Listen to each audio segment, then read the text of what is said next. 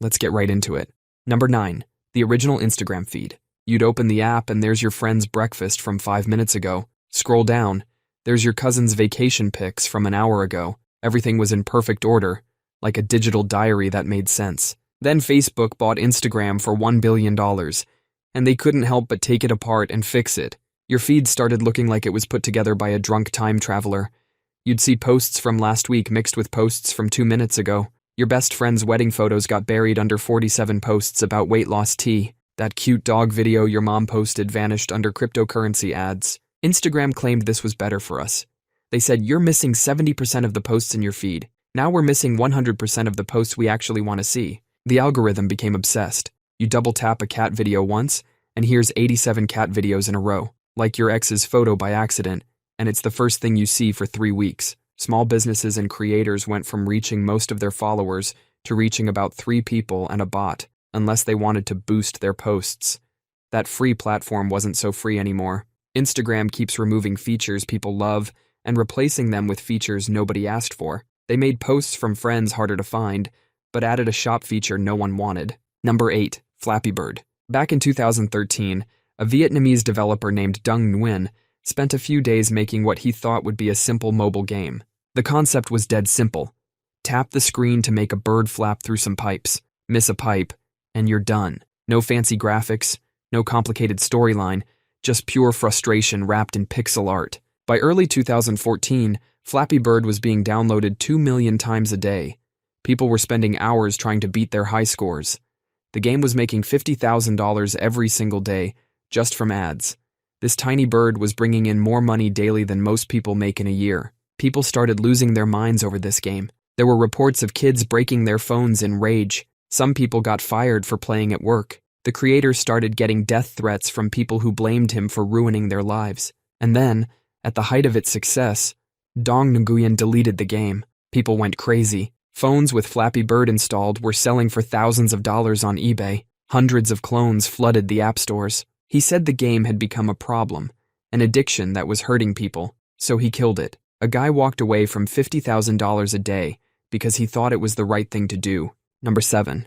The Rick and Morty Szechuan sauce craze. In 2017, McDonald's decided to bring back a sauce from 1998, and it turned into a complete disaster. This Szechuan sauce, originally made for Disney's Mulan, had been forgotten for 20 years until Rick and Morty featured it in an episode. After Rick's dramatic rant about the sauce in the show, the internet became obsessed. McDonald's saw a marketing opportunity and announced they'd bring the sauce back for one day, but they only sent 20 sauce packets to each location for thousands of people. People had driven for hours and crossed state lines just to try this sauce. When they found out there wasn't enough, chaos erupted.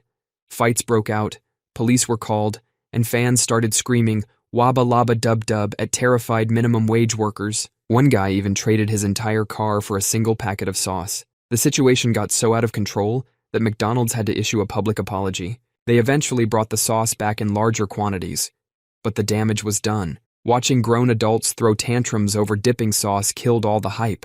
Number 6. The all-you-can-eat buffet promise.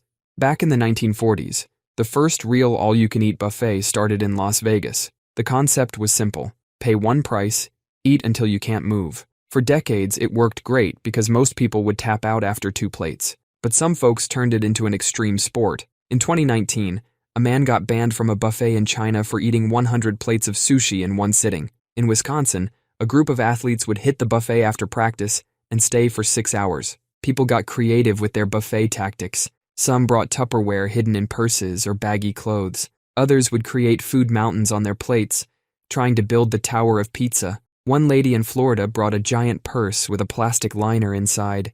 She'd dump entire trays of shrimp into it when she thought no one was looking. These buffet bandits forced restaurants to fight back. Now we've got time limits, plate size restrictions, and no sharing policies. Some places even weigh your leftover food and charge extra for waste. Many classic buffets have shut down. The ones that survived had to jack up their prices to cover the losses from the food hoarders. So when you're paying $40 for a buffet that used to cost $15, remember the guy who stuffed 15 steaks into his cargo pants. Number 5.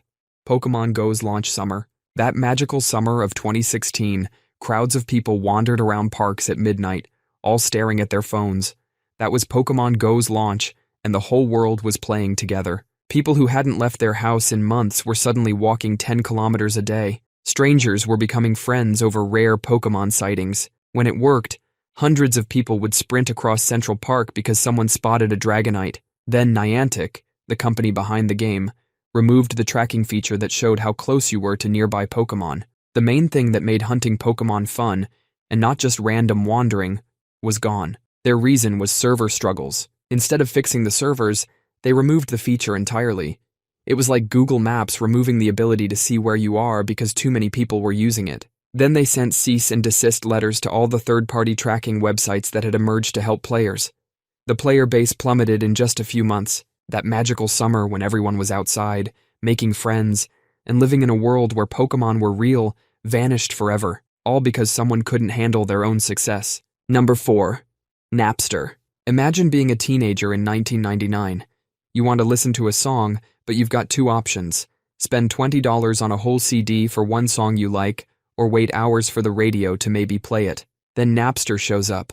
It's like having every song ever made, right there on your computer, for free. Within months, Napster became the fastest growing piece of software ever made. We're talking 80 million users at its peak. It was created by a college kid named Sean Fanning, who was just trying to help his roommate find music. The program worked by connecting users directly to each other's computers. You were getting it from another kid's computer somewhere in the world. Then Metallica found out their unreleased song, I Disappear, was being shared on Napster. Nothing says anti-establishment metal band quite like suing your own fans. The record industry wanted $100,000 for each song downloaded.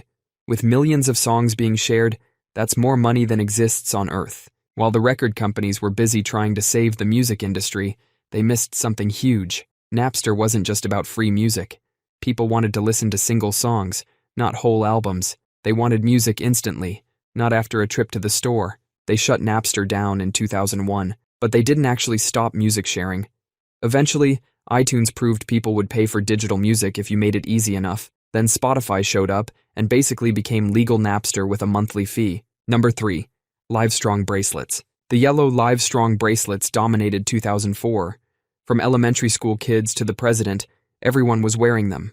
For just $1, you got a cool bracelet and helped fight cancer. Nike was producing 80 million bracelets a year at their peak. That's equivalent to everyone in Germany wearing the same bracelet.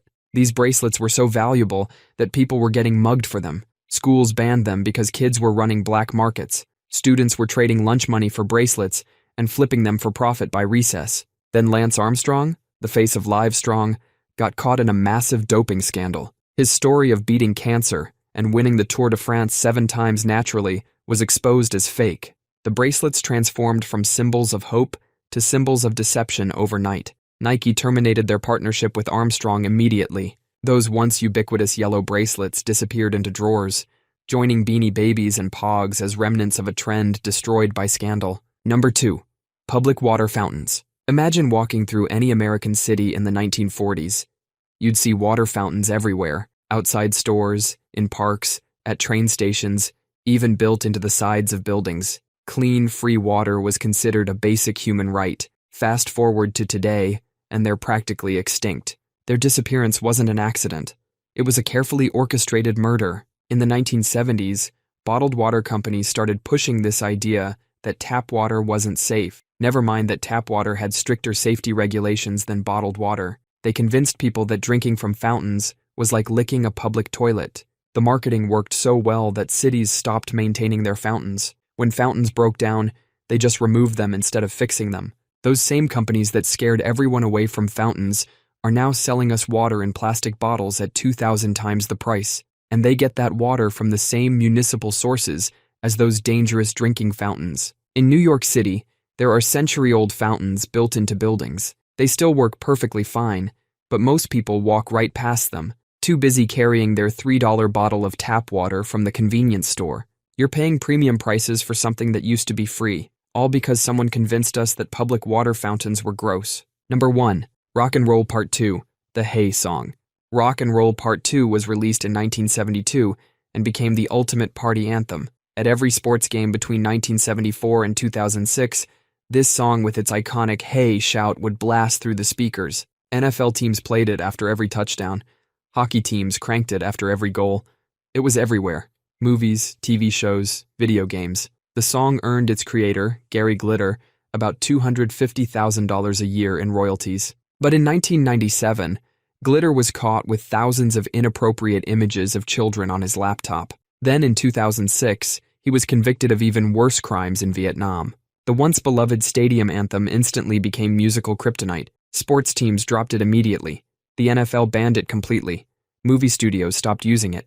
When Joker used the song in 2019, it caused massive controversy. The song itself is just instruments and a "hey" shout, but because of who made it, you'll only hear cover versions now. The original sits locked away in the vault of banned music, a casualty of its creator's crimes. That's all for today. I'll be making similar videos in the future. Subscribe to see them.